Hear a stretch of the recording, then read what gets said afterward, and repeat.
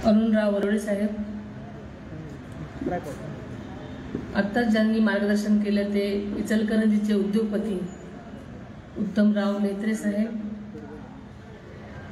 माजी जिल्हा परिषद सभापती सातारा श्री भास्करराव गुंगे साहेब, बारामती तालुका कुष्टी समाजाचे अध्यक्ष श्री नितीन डोईफोडे,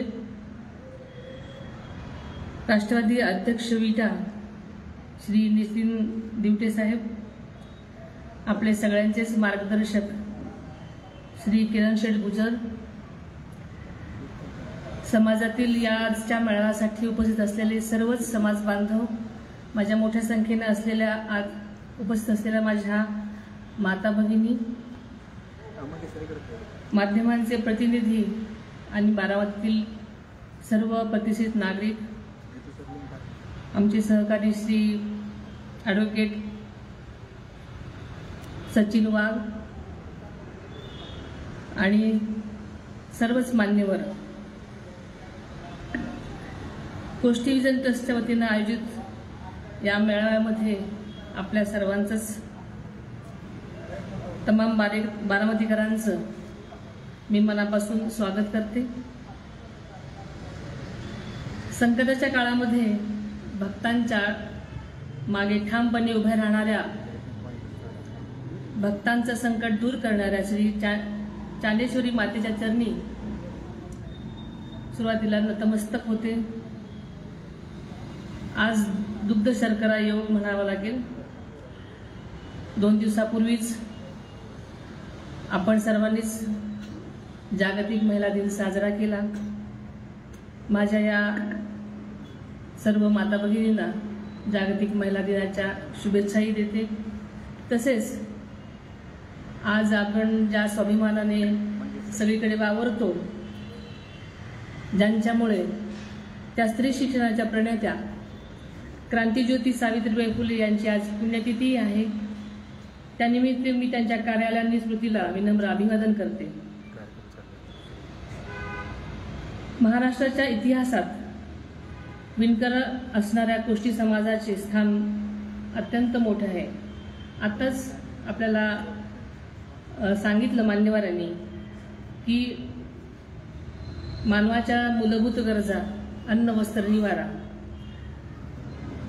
मोठी संख्या जी आहे सर्वात ती शेतकऱ्यांची आणि नंतर विणकरांची। तर या कोष्टी समाजाचे स्थान खूप मोठं आहे। आपल्या बोटात असणाऱ्या कलेच्या जोरावर कोष्टी समाजानं महाराष्ट्राच्या सामाजिक जीवनात आपलं वेगळं स्थान निर्माण केलं आहे आणि ते अजूनही कायम आहे। कष्टाळू प्रामाणिक असणाऱ्या कोष्टी समाजाचं महाराष्ट्रासह देशाच्या विकासात अत्यंत मोलाचं योगदान आहे। कोष्टी समाजानं पिढ्यानपिढ्या आपल्या विणकामातल्या कलाकुसरीनं साऱ्या जगाला भुरळ पाडली आहे। मात्र मागच्या काही वर्षामध्ये यांत्रिकीकरणामुळे कोष्टी समाजाचा पारंपरिक व्यवसाय थोडा बाजूला गेल्यासारखं वाटतं आणि आताच आपल्याला साहेबांनी सांगितलं की अलीकडची मुलं शिक्षणामुळे सुद्धा या कामामध्ये थोडीशी मागे पडलेली आहेत। त्यामुळे कोष्टी समाजातल्या कलाकारांनी दुसरा पेशा निवडलेला आहे। प्रामाणिकपणाच्या जोरावर या क्षेत्रात सुद्धा आपला वेगळा ठसा उमटवला आहे। ही आनंदाची आणि समाधानाची आणि अभिमानाची बाब आहे। देशाचे लोकप्रिय पंतप्रधान आदरणीय मोदी साहेबांनी पारंपरिक कारिगरांचे कौशल्य टिकावं आणि त्यातून त्यांची आर्थिक उन्नती व्हावी, विश्वकर्मा कौशल्य सन्मान योजना सुरू केली आहे। या योजनेच्या माध्यमातून देशभरातल्या 30 लाख कामगारांना याचा लाभ मिळणार आहे। सुतार, विणकर, लोहार, नाभिक, चर्मकार, सुवर्णकार, कुंभार, गवंडी, शिंपी, धोबी अशा देशभरातल्या 140 जाती समूहांना या योजनांचा लाभ मिळणार आहे। विश्वकर्मा लाभार्थ्यांना प्रोत्साहन देण्यासाठी पंतप्रधान आदरणीय मोदी साहेबांच्या सहीचे पत्र सुद्धा प्रत्येक लाभार्थ्यांना मिळणार आहे। सर्व समाजाची काळजी घेणारा पंतप्रधान आपल्या देशाला लाभला आहे, हे आपलं भाग्य आहे। देशाच्या विकासासाठी आणि पाठीशी आपली शक्ती आपण सर्वजणच उभी करूयात. खरं सांगायचं तर आपल्याला या स्नेहमेळाव्याच्या मला आमंत्रण मिळालं आणि त्या निमित्तानं आपल्या सर्वांना बोलण्याची संधी मला उपलब्ध करून दिली, त्याबद्दल आयोजकांचं मला मनापासून आभार मानायचे आहेत. खरं तर प्रत्येक समाजाच्या काही ना काही जेव्हा भेटते तेव्हा अडीअडचणी असतात. दादांनी बारामतीकरांसाठी जे जे काम केलेलं आहे ते मी नवीन सांगायला नको, आणि ते आपल्या सगळ्यांच्या समोर आहे. प्रत्येक समाजासाठी तळागाळातल्या शेवटच्या लोकांपर्यंत प्रत्येक माणूस कसा समाधानी राहील यासाठी आदरणीय दादा रात्रंदिवस झटताना आपण सगळ्यांनी पाहिलेलं आहे. आणि ते काम करत असताना ते कसं चांगल्या प्रकारचं झालं पाहिजे, प्रत्येक माणसाची अडचण कशी दूर झाली पाहिजे, हा सतत त्यांचा प्रयत्न राहिलेला आहे. त्यामध्ये कुठल्या जातीचा असेल, कुठल्या समाजाचा असेल, कुठल्या थरातला असेल, गरीब असेल, श्रीमंत असेल, ग्रामीण असेल, असं कधी त्यांनी भेदभाव केलेला नाही.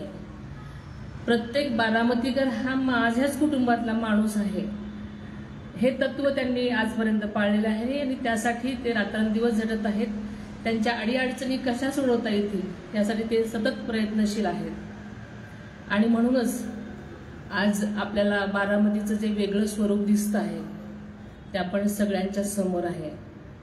आज बाहेरूनही काही मंडळी आलेली आहेत, काही इचलकरंजीवरून आलेले आहेत, काही पुण्यावरून आलेले आहेत.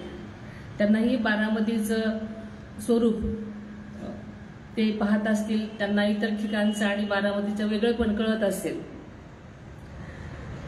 जे बारामतीचा पॅटर्न आहे तो खरोखरच वाखाण्याजोगा आहे, पण ते आपणच आपलं कौतुक करणं तसं काही श्रेयस्कर नाही. पण मला या निमित्तानं आपल्याला सांगायचं आहे की दादांचा नेहमीच हा प्रयत्न राहिलेला आहे की प्रत्येकासाठी कळकळीच्या भावनेनं त्यांच्या अडीअडचण्या कशा सोडवल्या जातील हा प्रयत्न नेहमीच त्यांचा राहिलेला आहे.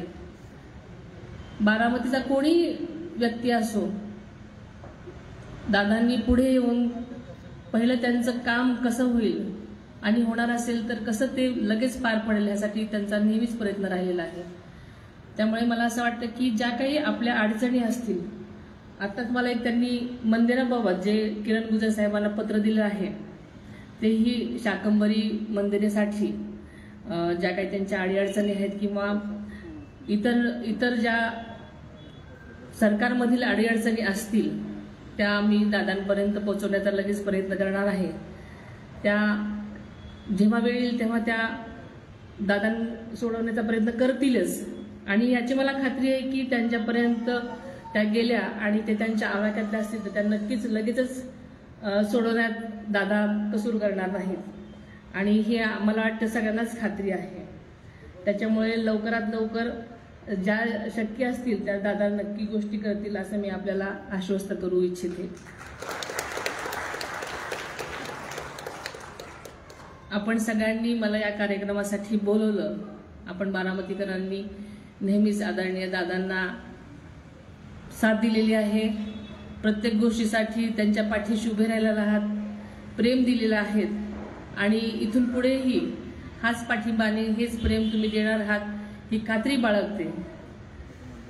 आपल्याला माहिती आहे की आजपर्यंत आज अनेक वयस्कर मंडळी इथे आहेत.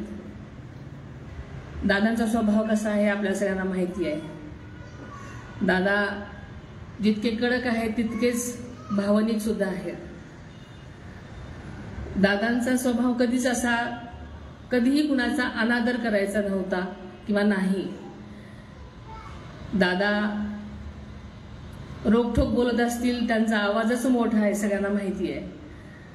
शेतकरीच असल्यामुळे रांगडा स्वभाव आहे, त्यांच्या शब्दांमध्ये रांगडी भाषा असल्यामुळे रग आहे. त्याच्यामुळे साधं जरी बोललं तरी ते रागवल्यासारखं वाटतं. त्याच्यामुळे लोकांना पण बारामतीकरांना ह्याची सवय आहे. त्याच्यामुळे त्यांचा स्वभाव खूप बारामतीकर जाणून आहे. त्याच्यामुळे दादांनी ज्या काही भूमिका घेतल्या असतील त्या बारामतीकरांना खूप माहिती आहेत. इथून पुढे तुम्ही साथ दिलेली आहे आणि देणार आहात ही खात्री बाळगते. आपण सगळेजण या मेळाव्यासाठी आलात आणि मला तुम्हाला या निमित्तानं बोलण्याची संधी दिली त्याबद्दल मी आपल्या सर्वांची आणि आयोजकांची मुख्यतः मी खूप आभारी आहे. धन्यवाद.